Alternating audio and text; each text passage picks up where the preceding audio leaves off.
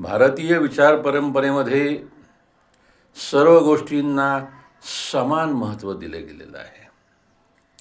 आनंदी आयुष्य, सुखासमाधानानं होणारं आयुष्य, नातेवाईक परिचितांचा गोतावळा, शेती, जनावरं, पर्यावरण या सर्वांसोबत जगायला आम्हाला भारतीय संस्कृतीनं शिकवलेलं आहे. कारण प्रत्येक गोष्टीचं महत्त्व जाणून आम्हाला दिलं गेलेलं आहे.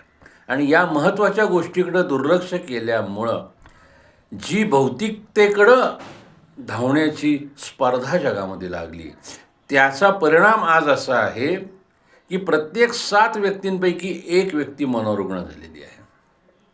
निव्वळ भौतिकतेच्या मागं लागल्यामुळं काय होतं? कपाळमोक्ष, बाकी काय नाही. भारतीय परंपरेनं मात्र आम्हाला सर्वांगीण विकास करून घ्यायला शिकवलं आणि भाग पाडलं.